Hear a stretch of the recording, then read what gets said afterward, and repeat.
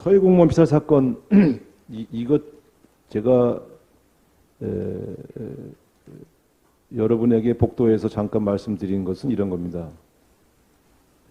왜 국회의원 3분의 2 동의로 자료를 공개할 수 있다. 그런데 이것을 협조하지 않겠다. 이 표현 때문에 이제 여당 지도부가 총공세를 했던데 제가 좀 실소를 금할 수가 없습니다. 저는 NLL 관련된 자료, 정상회담 관련 자료 얘기할 때도 저는 반대했습니다. 왜냐하면 남북 정상회담 관련된 내용이거나 국가안보와 관련된 주요 첩보 내용들을 정쟁에 이용하기 위해서 공개하는 나라가 어디 있습니까? 그게 과연 도움이 됩니까? 어느 정파에 도움이 되느냐 이전에 국가의 국익이 무엇인가를 먼저 고민할 줄 아는 정치인들이 되어야 됩니다. 자, 이 정보를 까면 대한민국의 어느 첩보기관이 어떤 루트로 감청을 해서 북한 군의 어떤 정보를 빼냈는지를 알게 됩니다. 북한이 알게 됩니다. 그리고 이 월북했다고 하는 사실을 알아낸 대한민국의 첩보 시스템이 다 공개됩니다. 문재인 정부를 북한에 굴복한 정부, 뭔가 월북사실을 조작한 정권으로 만들기 위해서 북한을 감시하고 북한을 동태를 파악하는 첩보 기능을 무력화시키겠다는 얘기입니까? 제가 그래서 협조하지 않겠다고 이해한 것입니다. 여기에 불리한 내용이 있어서 협조하지 않겠다고 한 것이 아닙니다. 도대체 이 정부는 문재인 정부를 공격하기 위해서라면 북한을 감시하고 북한에서 여러 가지 정보를 빼내는 모든 첩보 기능과 대북 감시 기능을 다 무력화시키겠다는 얘기입니까? 제가 실소를 금할 수가 없습니다.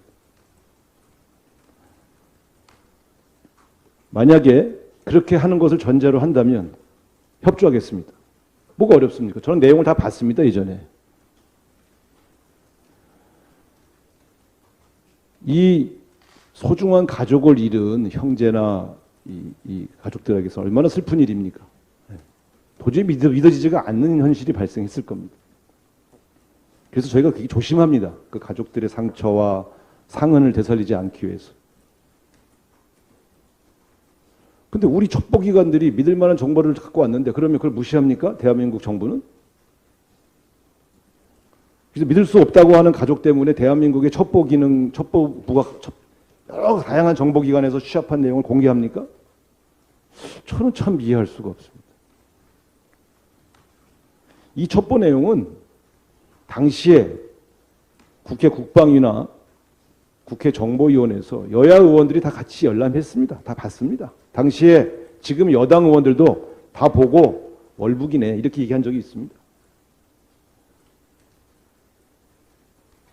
제가 그걸 다 알고 있습니다.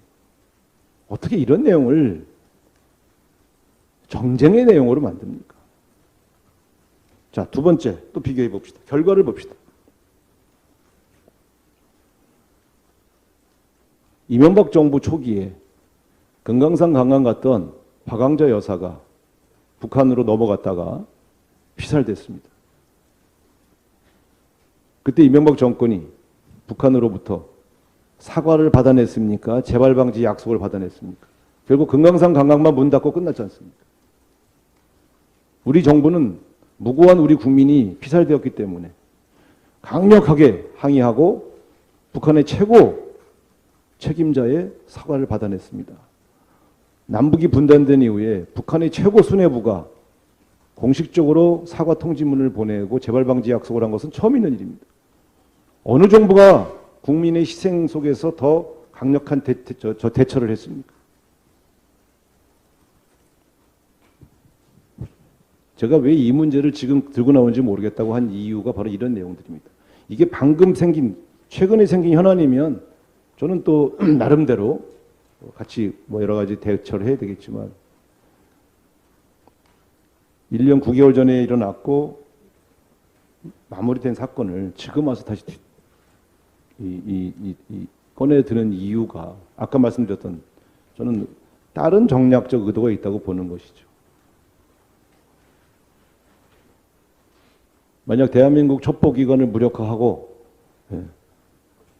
우리나라 감청기관의 감청 주파수 다 바꿔야 되고 또 북한을 접촉했던 휴민트들 다 무력화시키기 위한 목적이라면 공개합시다. 3분의 2 의결로. 저는 정말 무책임한 일이라고 생각합니다. 이 한 달이 막 지난 이 정국을 여야 협치를 통한 협력적 국정 운영으로 가겠다 하는 방향보다는 강대강 대결 구도로 가겠다는 그러한 신호로 저는 파악하고 있습니다. 박상혁 의원의 소환과 백운규 장관에 대한 구속영장 신청, 이것은 문재인 정부를 겨냥한 것이라고 볼 수밖에 없고요. 이 문제에 대해서는 제가 여러 번 말씀드렸습니다. 인사 문제에 관련되어서 이 모순된 행동들을 보이는 것 자체는 정략적 의도가 아니고서는 해명하기 어려운 모순된 행동을 보이고 있다는 점, 그리고 이 문제에 대해서는 해명을 하고 있지 않습니다. 두 번째, 백현동 압수수색 별 성과 없이 끝났습니다마는 결국 대장동을 탈탈 털다가 나오지 않으니까 이제는 백현동으로 넘어간다. 저는 이렇게 볼 수밖에 없습니다.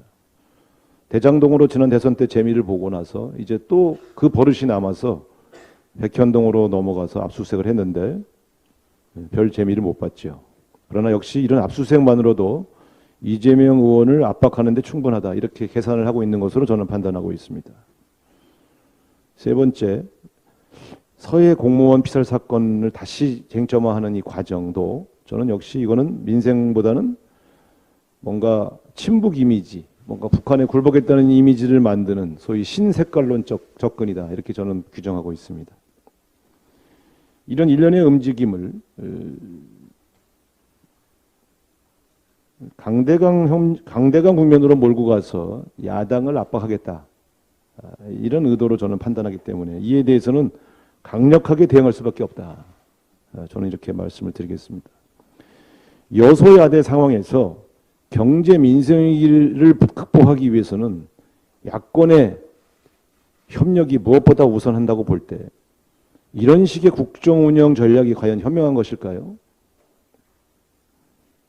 저는 이런 국정 운영 기조를 바꾸라고 말씀드리고 싶습니다. 이런 식의 정략적 또 사법기관을 앞세운 권력기관을 앞세운 이런 식의 야당 압박이 과연 지금의 경제위기 국면을 극복하겠다는 의지로 보여질 수 있을까요? 저는 국민들에게도 적당해 보이지 않는다고 보여집니다. 지금의 이 상황은 자칫 잘못하면 IMF 위기나 2007년 8년도 대한민국을 강타했던 국제적인 경제 위기가 다시 올 가능성이 있다고 보고 좀 우리가 긴장하고 있는데 이 정권의 핵심 인사들이 이 문제에 대해서 다시 한번 돌이켜보기 바랍니다. 역사의 교훈에서 역사의 과거 경험에서 교훈을 찾기 바랍니다.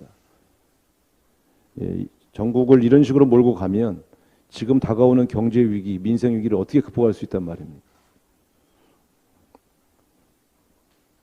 제가 계속해서 민생 얘기하고 있는 것은 현재의 여러 현안들을 피해가려고 하는 목적이 아니라 20여 년 동안에 제가 경험했던 두세 번의 경제 위기의 징후가 보이기 때문에 위기의식을 가지고 이 문제에 대해서 같이 초당적으로 협력해서 해결해 보자고 하는 의지인 것입니다.